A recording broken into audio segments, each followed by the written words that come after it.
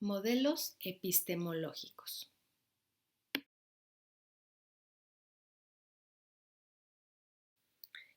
En esta clase vamos a abordar lo que son los modelos epistemológicos.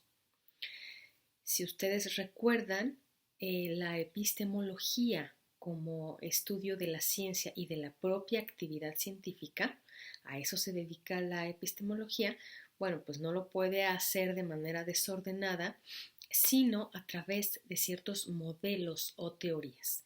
Y de eso se va a tratar toda esta exposición.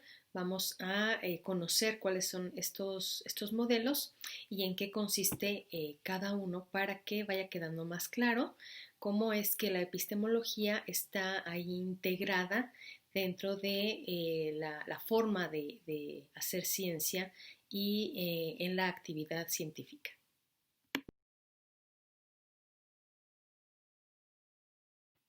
Para que la epistemología pueda analizar, pueda estudiar la ciencia y la actividad científica, organizó las posturas epistemológicas en dos grandes teorías o corrientes, como le quieran ustedes llamar. Por un lado están las teorías objetivistas y por el otro lado están las teorías subjetivistas.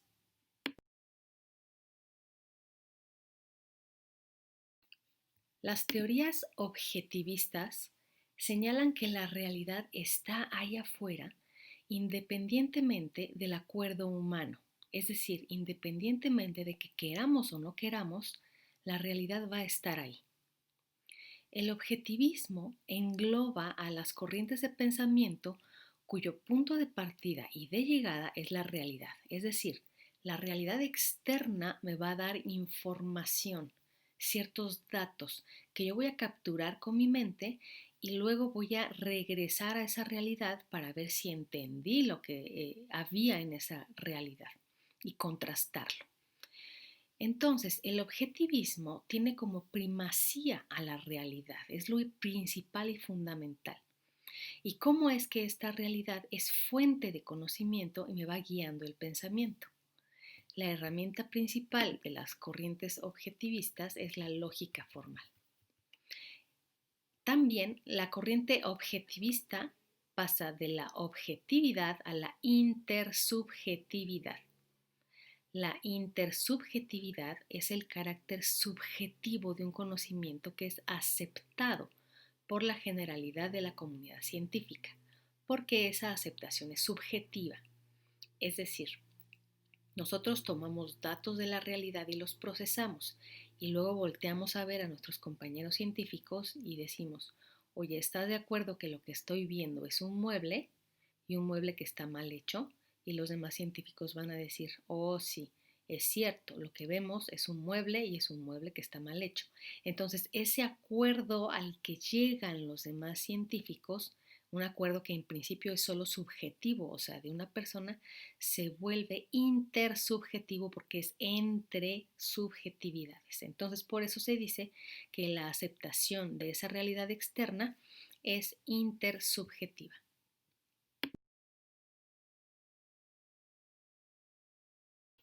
Ahora, el subjetivismo engloba a las corrientes de pensamiento cuyo punto de partida y de llegada es la idea, la razón, la mente humana. El subjetivismo tiene como primacía al pensamiento, es decir, razón, espíritu, alma, deidad, lo que sea. Las ideas son las que rigen al pensamiento. La corriente subjetivista va de la intersubjetividad hacia la objetividad, es decir, de una aceptación de un conocimiento se indica que ello constituye la realidad. Si yo como científico tengo una idea de que está mal robar y otro científico tiene la idea de que está mal robar y el otro y el otro y el otro, entonces ese acuerdo intersubjetivo de que está mal robar va a constituir la realidad, va a hacer que en realidad esté mal robar basándonos en la producción de leyes que prohíban robar. Entonces el acuerdo intersubjetivo en principio las ideas de que está mal algo o que está bien algo, va a construir la realidad haciendo que eso que está fuera, esa realidad que estamos percibiendo, sea buena o sea mala, según el acuerdo intersubjetivo al que nosotros llegamos. Puede, por supuesto, tener errores. Por ejemplo, hay un conocimiento aceptado comúnmente de que a todos los delincuentes los maltrataba su mamá y no siempre es eso, o sea, a veces tienen núcleos familiares muy bien establecidos y de todos modos se dedican a la delincuencia. Entonces, puede haber acuerdos intersubjetivos que estén equivocados. Ahora, estas dos corrientes, las teorías subjetivistas y las objetivistas, no necesariamente se excluyen entre sí, dado que en ocasiones han llegado a ser complementarias. Por ejemplo, si sostengo que el conocimiento debe basarse en hechos, yo establezco que un fenómeno X es un hecho, pero lo establezco de manera subjetiva, o sea, yo estoy diciendo que tal fenómeno es un hecho que debe investigarse. Es decir, es un proceso mental mediante el cual estoy decidiendo que es un hecho que debe investigarse. Entonces, a veces llegan a tocarse ambas teorías, ambas corrientes, y eso tampoco tiene ningún problema, no hay ningún error en ello.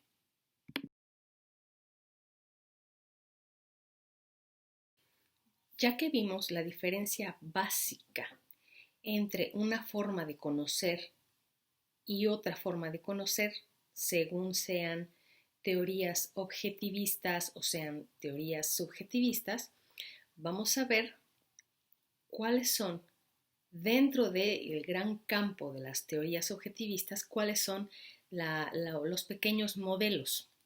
Bueno, no pequeños, son bastante grandecitos e importantes, pero está subdividido, pues entonces están las teorías objetivistas y tiene dentro de sí una serie de modelos, y también las teorías subjetivistas tienen una serie de modelos. Vamos a ver entonces cada uno de ellos.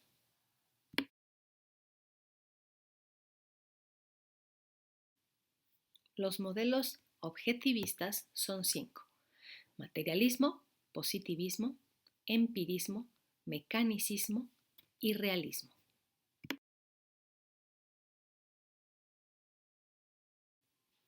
Y los modelos subjetivistas tenemos 3 principales: idealismo, racionalismo y perspectivismo.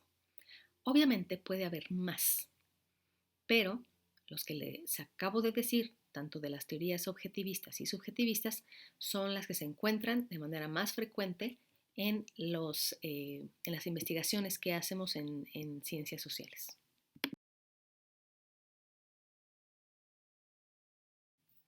Vamos a ver primero todos los modelos objetivistas y vamos a empezar por el materialismo.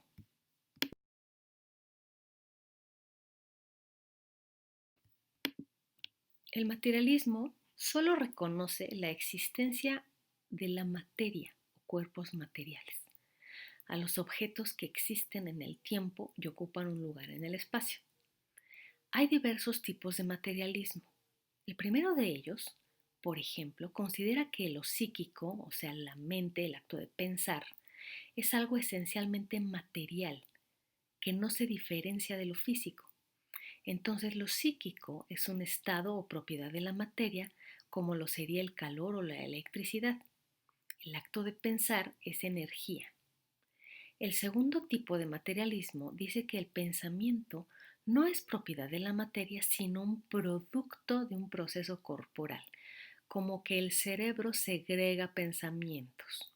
La materia es lo primario y el pensamiento es causa de la materia, es producido por el cerebro.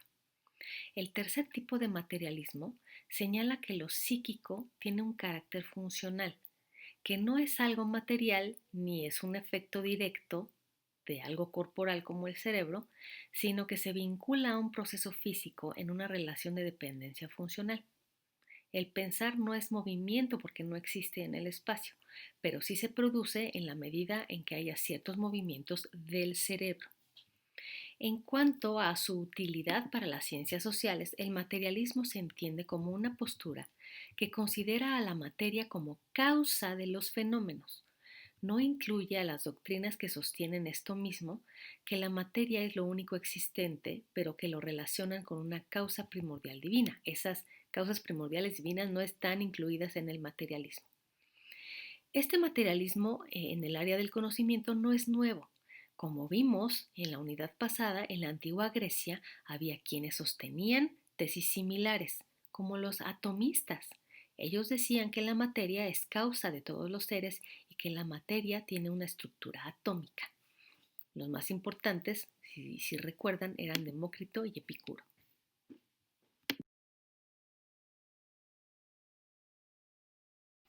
Ya en ciencias sociales, en algo más o menos conocido por ustedes, está el materialismo histórico de Marx. Un punto central de las teorías marxistas son las condiciones materiales de existencia, es decir, en mucho están en las condiciones económicas. Y esas condiciones económicas son las que explican la lucha de clases. Por ejemplo, está pues la propiedad de los medios de producción. Es decir, a Marx le importaba estudiar esta propiedad de los medios de producción, donde unos eran propietarios de los medios de producción, o sea, de la fábrica, de la máquina, etcétera, y otros solo eran propietarios de su fuerza de trabajo. Es material, son condiciones materiales de existencia. Entonces, para Marx lo primordial era eso, como explicación de la lucha de clases. Entonces, su lucha de clases se fundamentaba en lo material, en las condiciones materiales.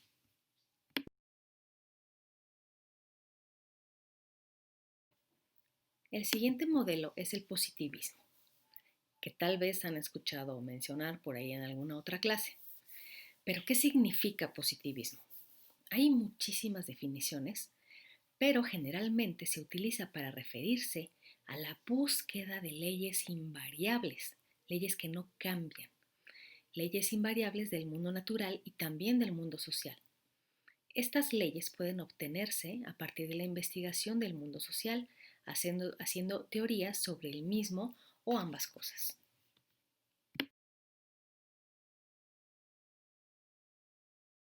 También se denomina positivismo en contraposición al negativismo. Augusto Comte, que es considerado como el padre del positivismo, pensaba que eso negativo, esa negatividad, estaba reflejada en el desorden y el caos moral y político que reinaba en Francia como consecuencia de la Revolución de 1789, o sea, de la Revolución Francesa. Comte vivió varios años después de la Revolución, pero todavía sufría sus consecuencias. Pensaba Comte que los pensadores como Rousseau o Voltaire eran señalados como paradigma de ese caos y del desorden.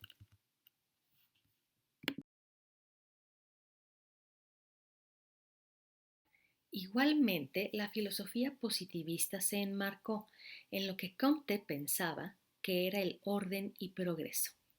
El desorden y caos podría resolverse mediante el sistema positivista, que sería el único capaz de garantizar orden y progreso, porque obviamente estaba ya muy asustado y cansado del súper desorden que había provocado la Revolución Francesa.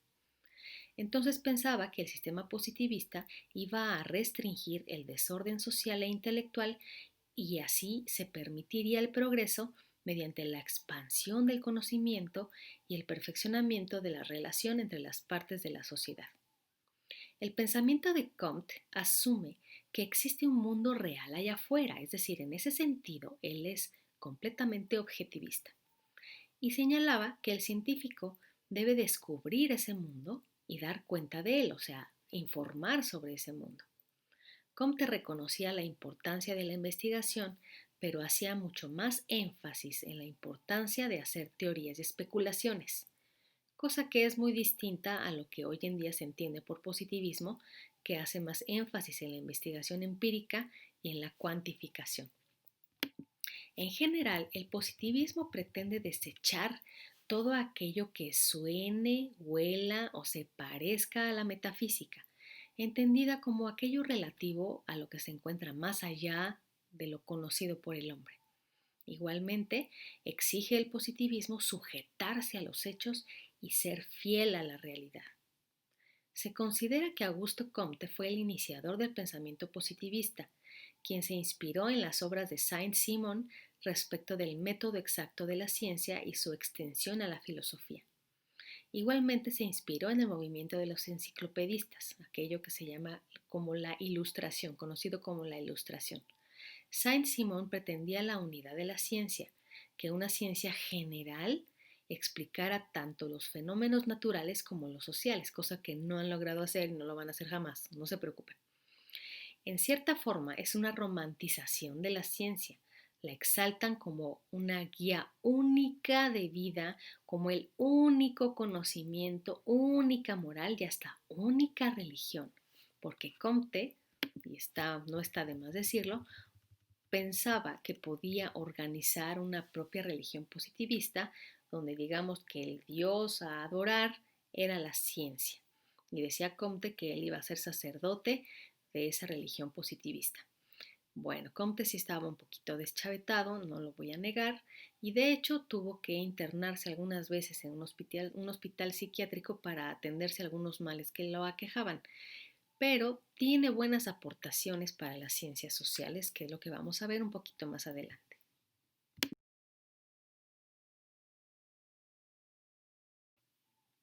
Pues Comte organizó a las ciencias sociales, o sociología, como él la entendía en aquel entonces, la organizó de tal modo que le proporcionó un método científico consistente, primero, en la observación. Pensaba que se observan los fenómenos teniendo en mente ya un marco teórico, un conjunto de postulados, si quieren, y se busca observar si en la realidad tales teorías se cumplen. El segundo es la experimentación, es decir, la aplicación de instrumentos. Si bien Comte jamás hizo investigación empírica, sí nos hizo pensar de qué manera podríamos hacer experimentación en las ciencias sociales. ¿Y cómo experimentamos en ciencias sociales?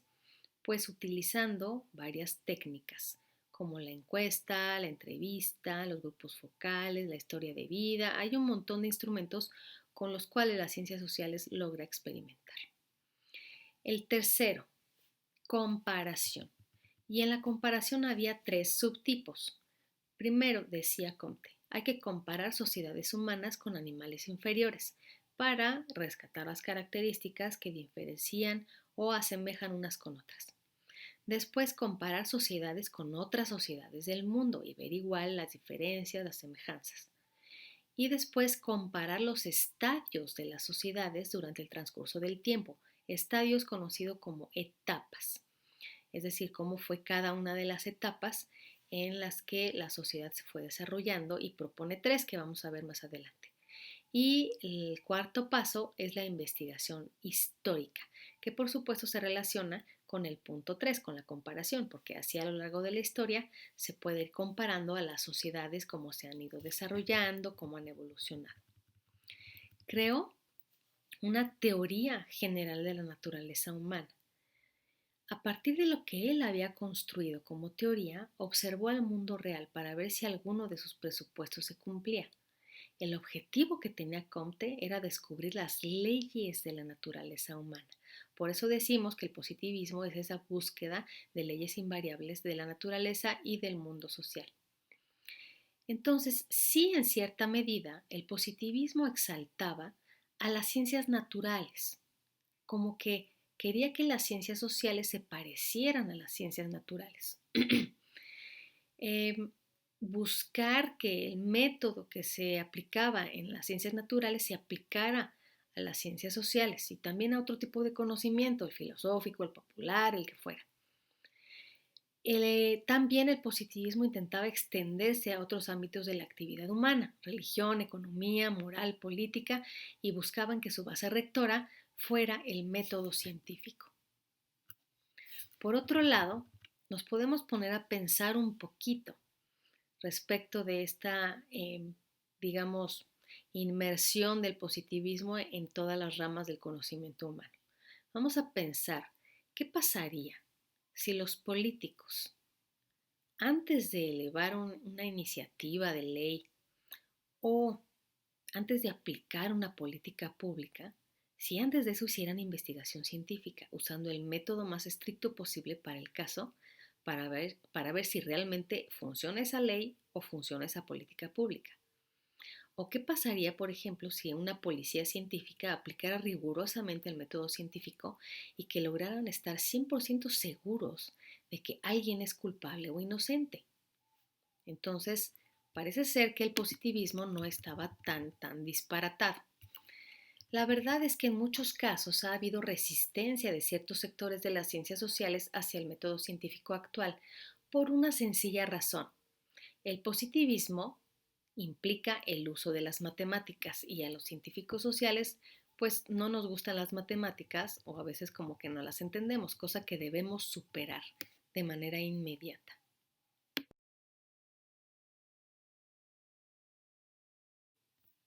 Entonces, regresando un poco a las propuestas de Comte, él a partir de la investigación histórica, en la comparación de las etapas por las que pasa una sociedad, propuso la ley de los tres estadios. Decía que todas las sociedades, todas han atravesado por estos tres estadios mientras se va desarrollando. En el estadio teológico, la mente humana busca explicar el origen de las cosas. Eso conlleva la búsqueda del conocimiento absoluto.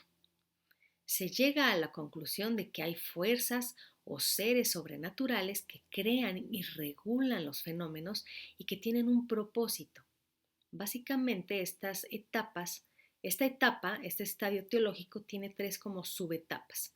Primero está el fetichismo, donde el dios es el sol, la lluvia, hay diosa tierra, diosa luna, diosa del maíz, dios de la tierra, dios de quién sabe qué tanto caso. Y está también el politeísmo, como en la mitología grecorromana, que estaba Zeus, estaba Atenea y estaban así un montón de dioses. Y después se pasa al monoteísmo, como por ejemplo el cristianismo o el islam. Entonces dicen, todas las sociedades trataron de explicar en cierto momento los fenómenos a través del uso de deidades, sea sol, luna, tierra, sea un dios cristiano, dios del que quieran, pero todas las sociedades pasaron por ese estadio, que es así como que el más primitivo. Después está el estadio metafísico, que es una etapa transitoria entre el estadio teológico y el positivo. Se incluyó porque se pensaba que un salto directo entre lo teológico y lo positivo iba a ser demasiado brusco. Entonces, en el estadio metafísico es una etapa de confusión y ajuste. Se dan explicaciones a los fenómenos como producto de las fuerzas de la naturaleza, utilizando nociones como sustancia, causalidad, finalidad de la naturaleza, etc. Mucho de esto está relacionado con la filosofía natural que ya vimos de la Grecia antigua, donde precisamente utilizaban ese tipo de explicaciones. Y el tercer estadio es el positivo, donde la gente ya no busca explicar las causas originales. ¿Se acuerdan de la G? Que si es el agua, que si la tierra, que el fuego. Eso ya no le interesa a la gente en el estadio positivo. Lo que queremos conocer es fenómenos existentes, tal cual son, así como se presentan. Fenómenos que existen en este momento, además de las relaciones que tienen entre sí. La gente busca las leyes invariables de los fenómenos. Hay un progreso científico y esta búsqueda debe hacerse mediante la investigación.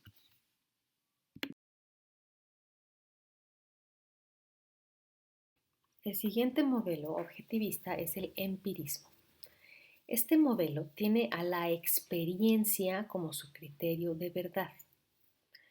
Pero no entiendan por experiencia así como de, ay, alguien tiene mucha experiencia en esto. No, sino la experiencia se refiere a experimentar algo, a tener contacto con la naturaleza, con algo, el fenómeno, al poder percibirlo con los sentidos. A eso se refiere la experiencia, el poder experimentar la presencia pues del fenómeno a través de nuestros sentidos.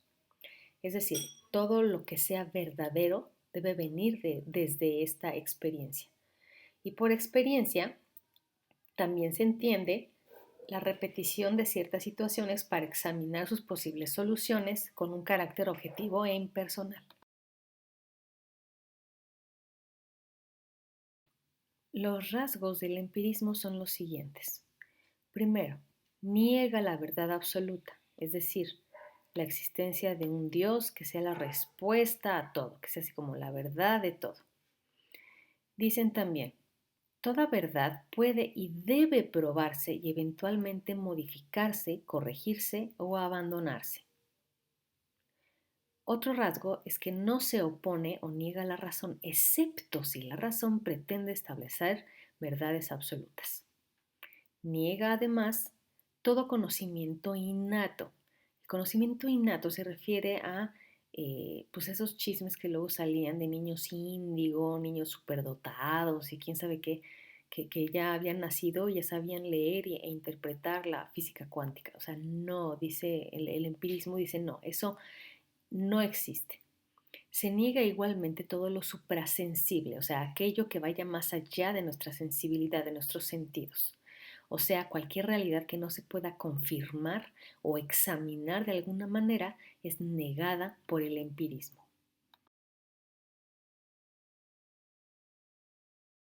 Otro rasgo es el énfasis que hace en la importancia de la realidad real, del hecho o evidencia sensible, o sea, sensible respecto a que podemos percibirla con nuestros sentidos y que esté presente frente a nuestros órganos de comprobación como la vista, el tacto, el oído y cosas así.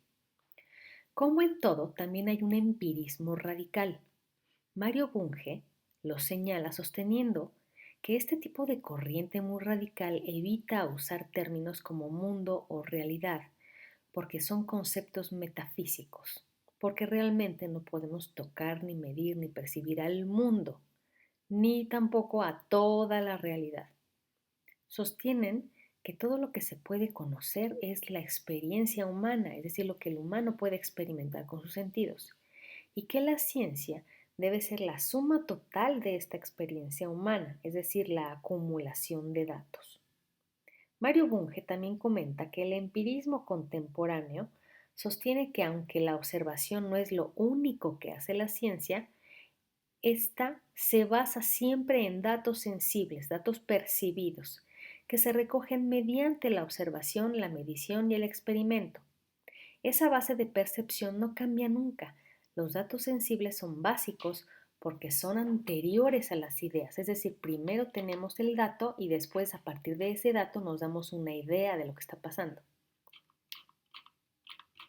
Además, Bunge considera que si se supone que todo lo que se puede conocer es nuestra experiencia y que el objetivo de la ciencia es la suma total de la experiencia humana, pues como crítica, Mario Bunge dice que muchas ciencias van a quedar fuera, como aquellas ciencias que trabajan con los átomos de nuestro cerebro.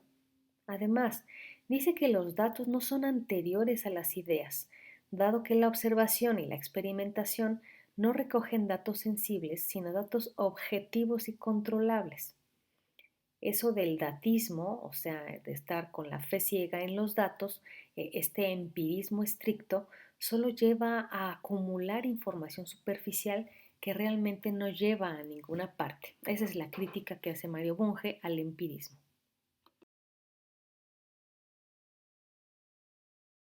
El siguiente modelo es el mecanicismo. Para las ciencias, el mecanicismo señala la existencia de un determinismo riguroso, es decir, la idea de causalidad necesaria a que están sujetos todos los fenómenos de la naturaleza. Si no hay determinismo, entonces no hay mecanicismo. El materialismo adoptó una postura mecanicista negando que el universo exista con un propósito o fin. Simplemente existe. Y con el surgimiento del relativismo en la física, esta ciencia abandonó la fase mecanicista para constituirse en una ciencia de previsión probable. Ahora, este mecanicismo se traduce en el determinismo, como dijimos al inicio. El determinismo quiere decir que a fuerza va a haber un cambio en Y si X hace algo. Siempre, invariablemente, está determinado el futuro, pues, de esa letra Y. Es como cuando ponen ustedes agua en el fuego. Si yo pongo agua en el fuego, pues a fuerzas va a hervir. Ese es el determinismo, determina, digamos, o decide su destino, el destino del fenómeno. Entonces, hay una causalidad necesaria, es decir, una relación causa-efecto. Si el agua se está evaporando es porque está sometida a una temperatura que genera calor. O sea, hay una causa por la cual el agua se está evaporando. Está determinado, ¿sí? Está determinado que a fuerza el agua se va a evaporar, si va a seguir en el calor, pues va a desaparecer el agua, se va a convertir en vapor. Entonces, de eso se trata el determinismo.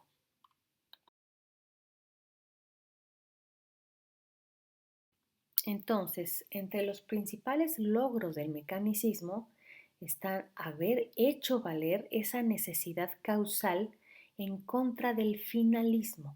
Es decir, nos vamos a interesar en las causas y en los efectos en los fenómenos. No en sí nos vamos a interesar el para qué estamos vivos o para qué existe tal fenómeno, cuál es su finalidad, pues, su finalidad última, pues eso no le interesa a la ciencia, sino más bien las relaciones causales en términos de por qué existe este fenómeno, pues debe tener una causa y buscar esas causas para determinar los efectos.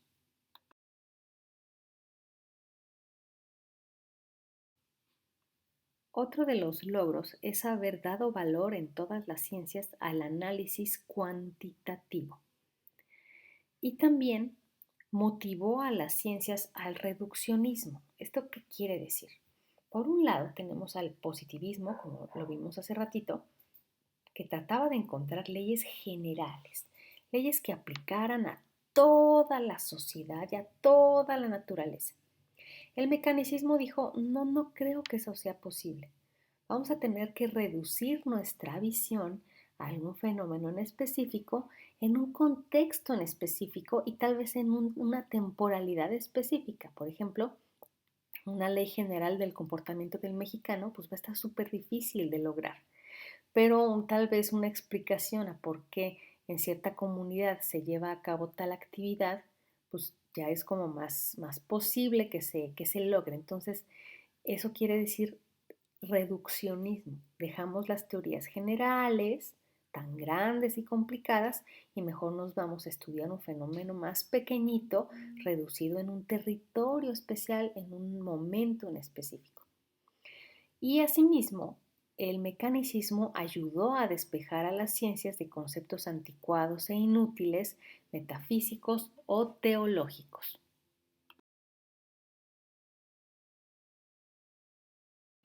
Ahora, estrictamente no podemos hablar de un mecanicismo así súper riguroso en las ciencias sociales, en esa forma determinista en que se había planteado, porque el ser humano realmente es impredecible, no podemos saber cómo va a actuar y una actuación puede ser distinta de persona a otra, de una comunidad a otra, entre familias pueden actuar de manera distinta. Entonces, no podemos nosotros, por ejemplo, afirmar que una persona que tiene pocos estudios escolares, que nada más terminó la primaria, a fuerzas, de manera determinista, se va a dedicar a robar.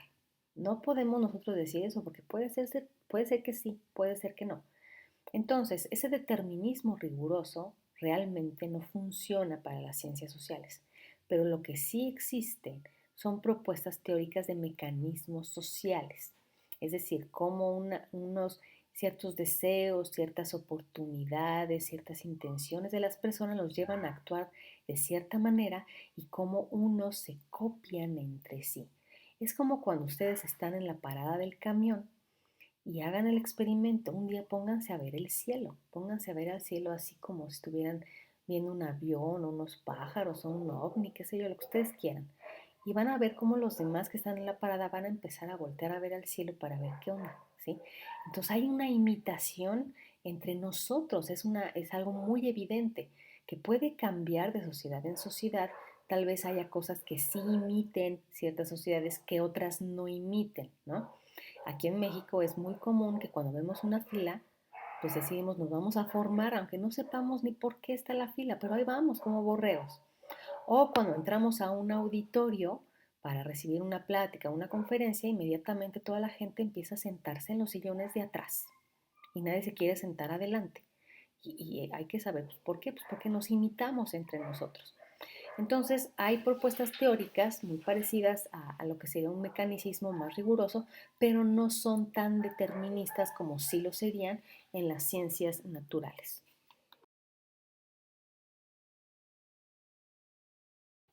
El siguiente modelo objetivista es el realismo. Mario Bunge sostiene que el realismo consiste en suponer que la realidad, incluyendo la experiencia, es algo cognoscible, es decir, es algo que podemos conocer, aunque solo parcial y gradualmente. Se asimila o se parece al materialismo en cuanto a que parte de la existencia de los objetos.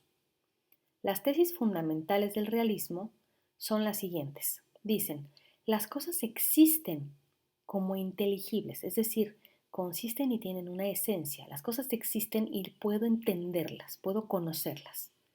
También existe la inteligencia y existe el pensamiento, es decir, están ellos dando por sentado que algo subjetivo, como es la inteligencia y el pensamiento, también existe.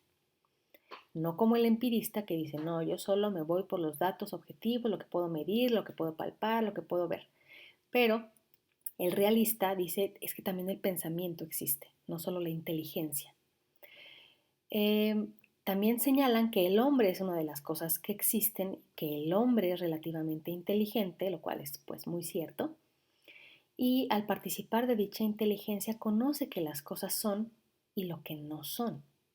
Y la actividad suprema del hombre es el conocimiento. Entonces el realismo ya no está tan extremo como el empirismo, que se casa solamente con los datos objetivos duros que se pueden medir, pesar, etcétera, sino que acepta la existencia de una realidad también subjetiva.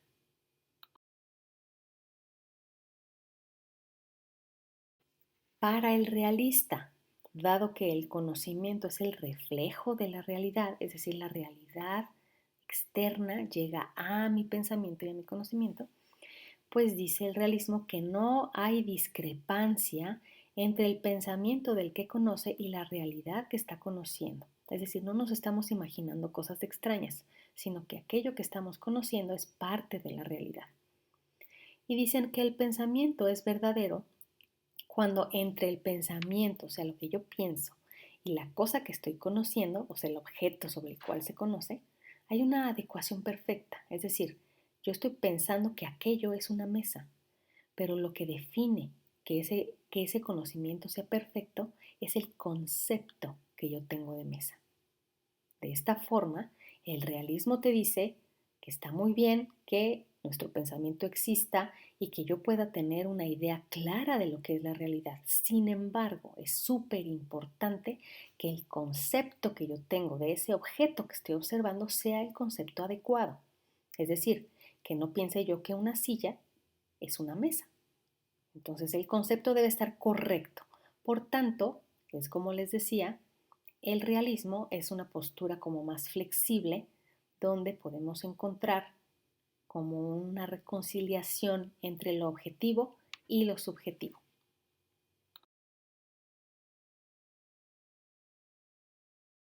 Ahora vamos a los modelos subjetivistas y vamos a empezar por el idealismo. Como dijimos al inicio, las corrientes subjetivistas parten de que todo lo que existe son solo ideas. Popper, Karl Popper, un filósofo de la ciencia, señala que la tesis del idealismo puede expresarse con el mundo empírico es mi idea.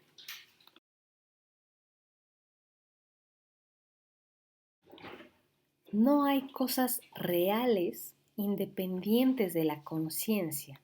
Es una de las tesis principales del idealismo. Para esta corriente, para este modelo, perdón, hay dos clases de objetos. Los objetos de la conciencia, como sentimientos y emociones, y los objetos ideales, que son objetos de la lógica y de la matemática.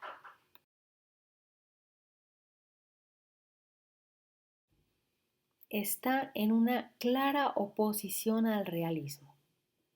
Y todo esto del surgimiento de este tipo de corrientes idealistas, más bien de la fuerza que tomaron las corrientes idealistas, los modelos subjetivistas, pues vienen desde el siglo XV. Sucede que Aristóteles, ¿se acuerdan que fue alguien muy importante para el desarrollo de la ciencia? Bueno, pues todas sus tesis pues eran tesis realistas, porque combinaba o aceptaba cosas subjetivas y también objetivas. Pero el realismo aristotélico se empezó a desmoronar debido a los hechos y descubrimientos históricos, principalmente los siguientes tres hechos y descubrimientos históricos. Primero, la destrucción de la unidad religiosa, es decir, la fractura del catolicismo y el surgimiento del protestantismo, donde sabemos muy bien que la Iglesia Católica aplaudía las tesis aristotélicas. Por tanto, si la Iglesia Católica no tenía razón, pues tampoco tenía razón Aristóteles. Segundo, el descubrimiento de que la Tierra es redonda, lo cual también contradijo las tesis aristotélicas de que la Tierra era plana. Ya lo vimos, que pensaban que era como un pastel. Y tercero, gracias a Copérnico y a Kepler, la idea del sistema planetario y la relación que guarda la Tierra con los astros se modifica. Todo esto empezó a hacer que el realismo y las teorías objetivistas empezaran a decaer, como que fueron desacreditadas, porque dijeron, ya ven ustedes con su realismo, ni siquiera tenían razón. Por tanto, se pusieron de moda las corrientes y las teorías subjetivistas.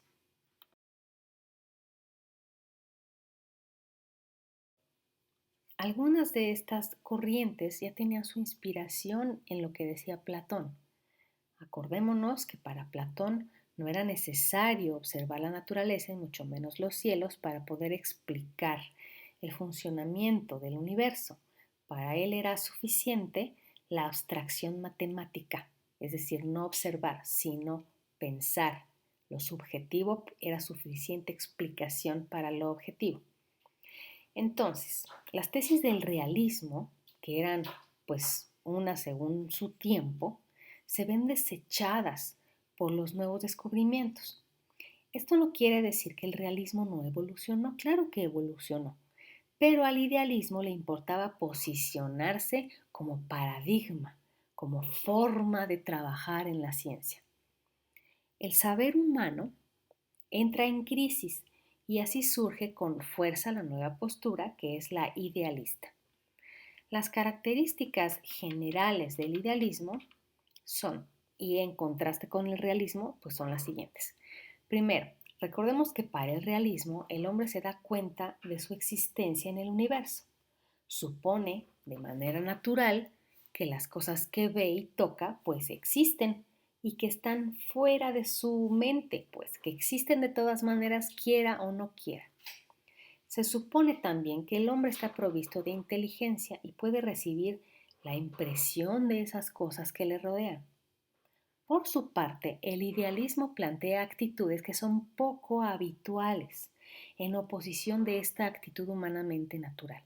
El idealismo es una actitud artificial que necesita adquirirse y representa una rectificación de la actitud natural. Dicha actitud artificial es buscar crear una nueva filosofía.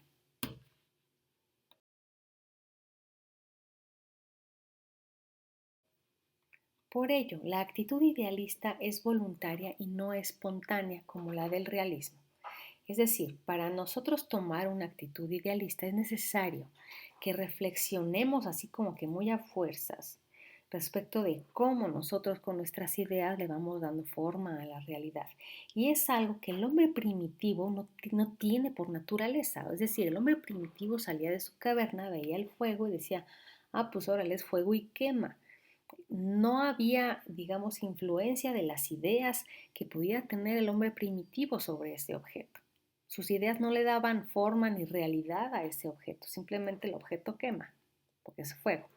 Entonces, el realista o el materialista es una actitud como más natural que viene del hombre, pero el idealismo implica una necesidad de ponerse a reflexionar de cómo a través de nuestras ideas le damos forma a nuestra realidad.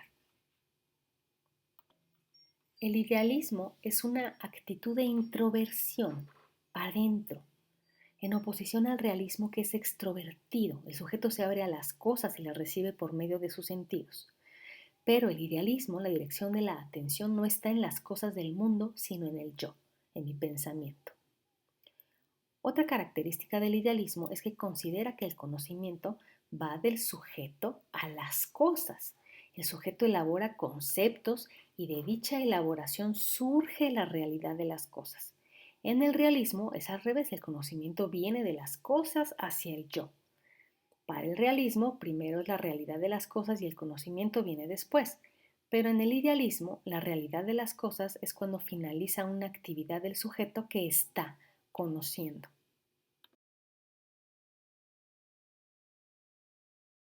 El siguiente modelo subjetivista es el racionalismo. El racionalismo es la actitud de quien confía en la razón, ya no en la idea, sino en la razón, para determinar creencias o técnicas. Se usa esta denominación para designar a cualquier corriente filosófica que se fundamente en la razón.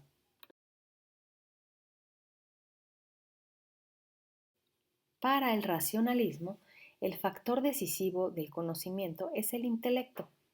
Solo el intelecto puede alcanzar el ideal de universalidad y necesidad. En contraste, los sentidos solo pueden conocer un aquí y un ahora, no pueden conocer leyes universales. En los campos del conocimiento más perfectos y logrados, la experiencia, dicen los racionalistas, no desempeña ningún papel, por ejemplo en la matemática. Y el conocimiento empírico, que conoce elementos, lo importante no son los elementos, sino su reelaboración a través del intelecto. Esto quiere decir que para el racionalista, ese ideal de universalidad y necesidad solo puede alcanzarse mediante la abstracción, mediante nuestra razón. El pensar que el universo es infinito, pues lo pienso y digo, no, pues sí es posible, ¿no? Pero yo jamás voy a poder verlo.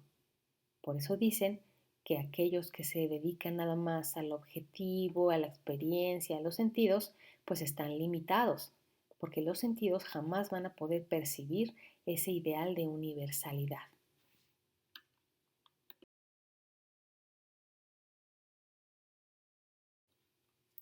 Uno de los representantes más importantes del racionalismo es René Descartes, con su famosa frase, pienso, luego existo. Ahorita la vamos a explicar.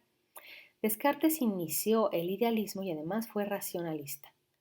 Hizo una distinción entre el pensamiento por sí mismo y el objeto pensado, porque el pensamiento no necesariamente va a pensar hasta que vea el objeto. Nosotros podemos pensar en un objeto sin necesidad de tenerlo enfrente. El objeto pensado entra en nuestra mente a través de un objeto externo, es cierto. O sea, yo puedo ver un árbol y ya entra en mi pensamiento. Es decir, el objeto pensado, el árbol pensado, es mediado o tiene como mediador un objeto externo que yo me encontré allá afuera. Pero, reafirma, el pensamiento por sí mismo no necesita mediación. Yo me puedo imaginar cosas loquísimas sin haberlas visto jamás. El pensamiento es inmediato. Es el yo en el acto de pensar. Por eso, si pienso, quiere decir que existo.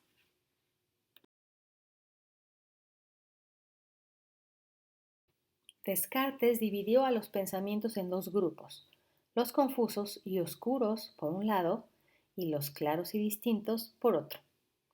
Dice que hay muchas razones para dudar de los pensamientos oscuros y hay menos razones para dudar de los claros.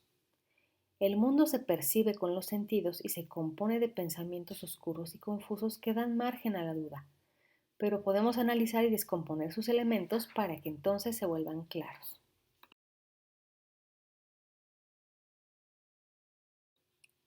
Descartes usa la hipótesis de que existe un genio maligno y todopoderoso que se empeña en colocarnos en la mente pensamientos de una evidencia tan contundente que no se puede dudar de ese hecho, pero que quizás son falsos.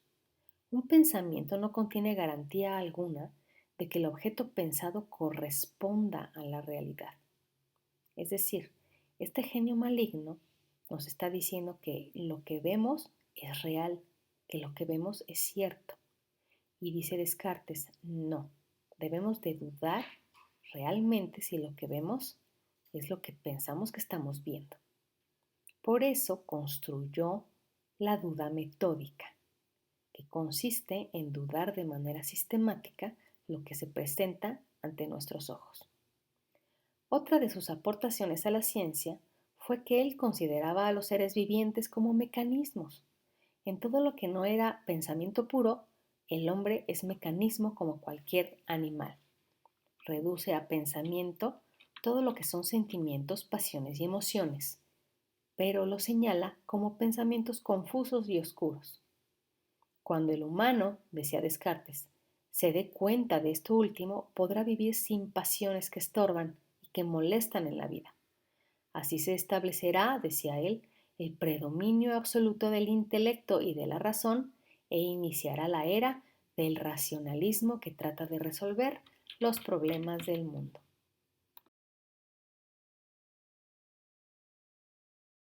El último modelo que vamos a ver es el perspectivismo.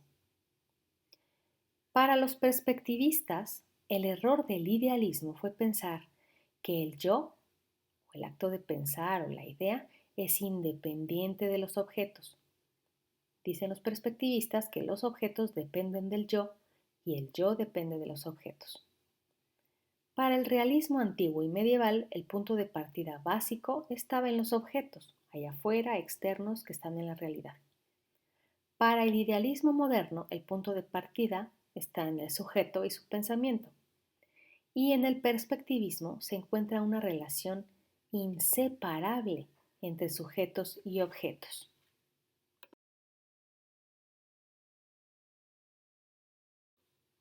Dice el perspectivismo que cada sujeto capta la realidad desde su propio punto de vista.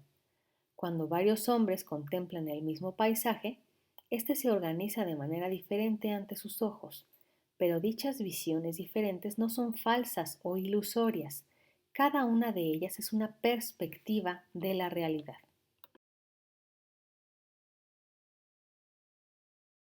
Y dicen también los perspectivistas que lo único falso va a ser una perspectiva que pretenda ser la única y verdadera. No se niega la realidad exterior, pero la perspectiva personal es necesariamente subjetiva. Es realista, pero subjetivista. Sin embargo, también cae en el solipsismo. El solipsismo es una doctrina filosófica que defiende que el sujeto pensante no puede afirmar ninguna existencia salvo la suya propia.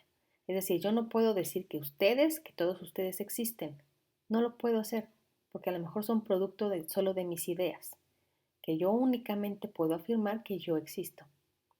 Lo que cada correlación yo, mi mundo, o sea, la perspectiva de cada quien, no puede ser la misma en la correlación yo, mi mundo de los demás. Cada perspectiva es única e irrepetible, pero entonces, como crítica, ¿todas las concepciones del mundo son verdaderas? Y es una crítica fuerte que se le hace al perspectivismo.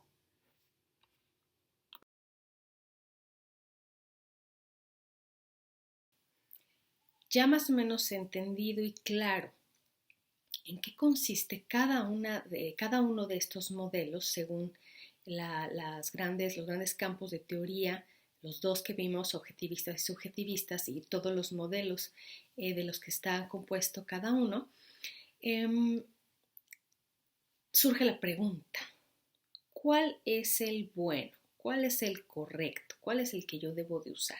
Bueno, es decisión de cada investigador. Muchos se pueden sentir mucho más cómodos con teorías que epistemológicamente estén paradas en el racionalismo. Hay otras teorías que epistemológicamente están paradas en el idealismo, todas aquellas que dicen que la realidad es una construcción social, que el ser humano construye poco a poco los fenómenos, etc. Todas esas teorías están inclinadas hacia el lado idealista porque así lo decidieron los investigadores.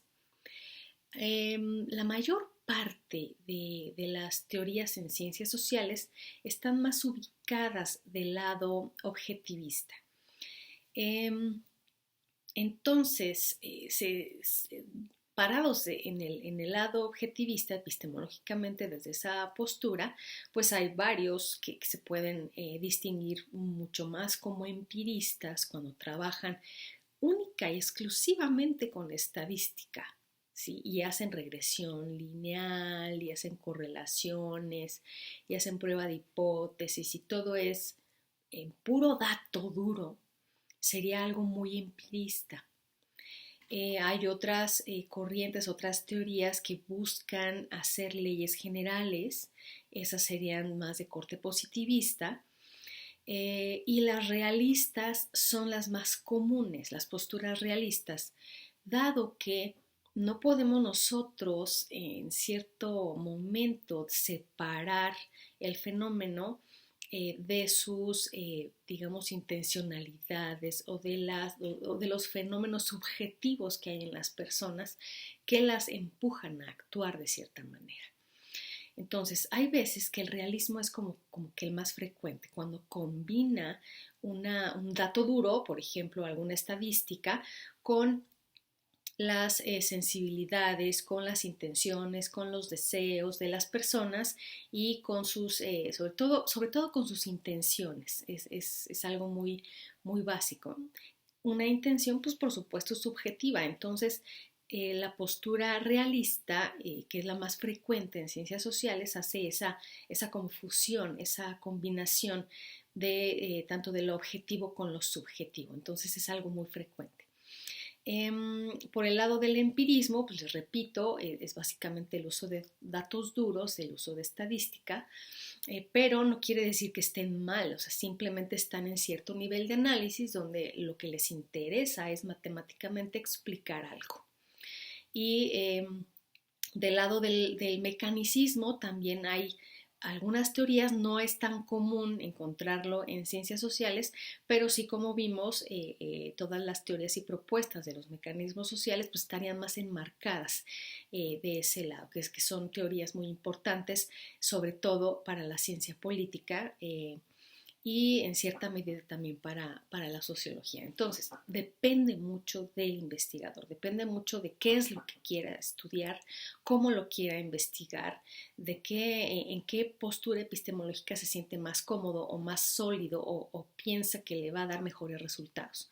Entonces, no hay una correcta, pero sí van a encontrar de manera más frecuente que se inclinan hacia un lado o se inclinan hacia el otro las distintas investigaciones que hay en su área de estudios.